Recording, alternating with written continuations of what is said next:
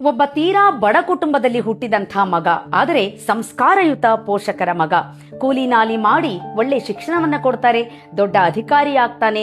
ತನ್ನ ಮೊದಲ ತಿಂಗಳ ಸಂಬಳವನ್ನ ತಂದು ತಾಯಿ ಕೈ ಕೊಡ್ತಾನಂತೆ. ಆಗ ತಾಯಿ ಹೇಳ್ತಾಳಂತೆ, ಇದು ಸಲ್ಲಬೇಕಾದ್ದು ನಿನ್ನಪ್ಪನಿಗಪ್ಪ, ನನಗಲ್ಲ, ಇದನ್ನ ಅಪ್ಪನಿಗೆ ಕೊಡು ಅಂತ. ಮಗ ಹೇಳ್ತಾನಂತೆ, ಇಲ್ಲಮ್ಮ, ನಾನು ಯಾವುದೇ ಕಾರಣಕ್ಕೂ ಇದನ್ನ ಅಪ್ಪನ ಕೈ ಕೊಡೋದಿಲ್ಲ, ಇದನ್ನ ನೀನೇ ತಗೋಬೇಕು ಅಂತ. ತಾಯಿ ಎಷ್ಟೇ ಹೇಳಿದ್ರು ಮಗ ಕೇಳೋದಿಲ್ಲ. ಕೋಪ ಬರುತ್ತೆ, ಅವನ್ ಕೆನ್ನೆಗೊಂದು ಹೊಡಿತಾಳಂತೆ. ಹೊಡೆದು ಹೇಳ್ತಾಳಂತೆ, ಇದೇ ಸಂಸ್ಕಾರವನ್ನ ಕೊಟ್ಟುವ ನಾವು ನಿನಗೆ.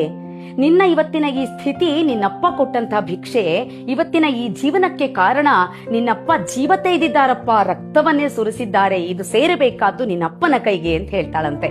ಆಗ ಆ ಮಗ ಆಡುವಂತ ಮಾತಿದೆಯಲ್ಲ ಸ್ನೇಹಿತರೆ, ಲಕ್ಷಕ್ಕೊಂದು.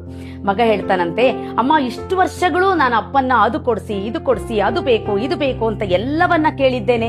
ಅಪ್ಪ ಎಲ್ಲವನ್ನ ಕೊಟ್ಟಿದ್ದಾರೆ. ಕೊಡುವಾಗೆಲ್ಲ ಅಪ್ಪನ ಕೈ ಮೇಲಿರ್ತಾ ಇತ್ತು, ನನ್ನ ಕೈ ಕೆಳಗಿರ್ತಾ ಇತ್ತು. ನನಗೆ ಅದನ್ನ ನೋಡಿಯೇ ಅಭ್ಯಾಸನಮ್ಮ. ಈಗ ಈ ಸಂಬಳವನ್ನ ತಗೊಂಡು ಹೋಗಿ ನಾನು ಅಪ್ಪನ ಕೈ ಕೊಟ್ರೆ ಅಪ್ಪನ ಕೈ ಕೆಳಗಾಗತ್ತೆ, ನನ್ನ ಕೈ ಮೇಲಾಗತ್ತೆ. ಅದನ್ನ ನೋಡುವಂತ ಶಕ್ತಿ ನನಗಿಲ್ಲಮ್ಮ ಅಂತ ಹೇಳ್ತಾನಂತೆ. ಆ ತಾಯಿ ಕಣ್ಣಲ್ಲಿ ಆನಂದ ಭಾಷ್ಪ ಬರುತ್ತಂತೆ. ವಿಷಯ ಇಷ್ಟೇ ಸ್ನೇಹಿತರೆ, ಕೊಟ್ರೆ ಇಂಥ ಮಕ್ಕಳನ್ನ ನಮ್ಮ ಸಮಾಜಕ್ಕೆ ನಾವು ಕೊಡಬೇಕು. ನಾವು ಎಷ್ಟೇ ಎತ್ತರಕ್ಕೆ ಬೆಳೆದರೂ ಕೂಡ ಎತ್ತಿ ಬೆಳೆಸಿದಂಥ ಕೈಗಳನ್ನ ಯಾವತ್ತೂ ಮರಿಬಾರದು. ಇಡೀ ಜಗತ್ತಿನ ದೃಷ್ಟಿಯಲ್ಲಿ ನಾವು ಗೆದ್ರೂ ಕೂಡ ಹೆತ್ತವರ ದೃಷ್ಟಿಯಲ್ಲಿ, ಹೆತ್ತವರ ಮುಂದೆ ನಾವು ಸೋತು ನಿಂತಾಗ ಮಾತ್ರ